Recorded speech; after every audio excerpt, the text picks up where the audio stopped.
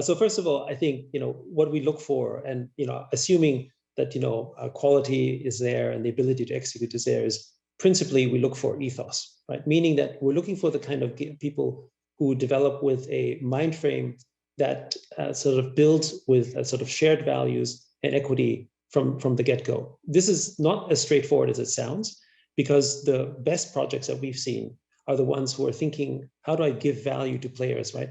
How do I sort of, share sort of equity? How do I create an equitable framework? Because you're building community first and foremost. It doesn't matter whether the game is, the most beautiful looking game.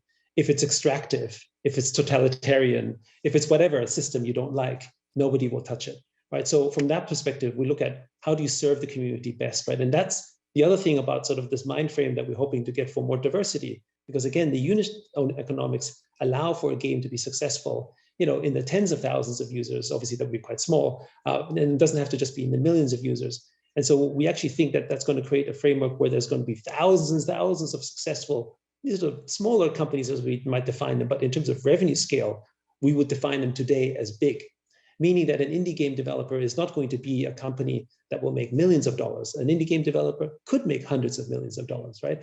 And we've seen this with Axie, or we've seen this with our own sandbox, or we've seen this with a variety of projects. So we think this is more replicable this way. So that's, as I said, the indie renaissance. So that's why we back projects as prolifically as we do, because we then also believe it creates a shared network effect. The fact that Axie grew the way that it didn't just benefit Axie. 80% of all the value that Axie created went straight into other GameFi projects, because the players were able to take their profits and buy other NFT projects and went into other GameFi projects. So that's how we hope this will be constructed. And so we're investing really with the mind frame of who are these builders thinking in this type of way.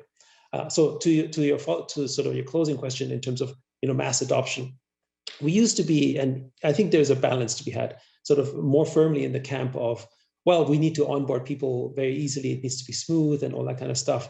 I think we've shifted from that position with our experience that we've seen with Axie, right? And as well as the experience with Phantom Galaxies and so on. Actually creating a wallet and having a decentralized experience is perhaps not the end of the world, because, game developers are in fact masters at storytelling and making things simple, even though they're extremely complex. I would argue that playing a game tutorial and learning a game is perhaps more complicated than opening a bank account. But somehow game designers make this experience fun. They storytell and they bring this in.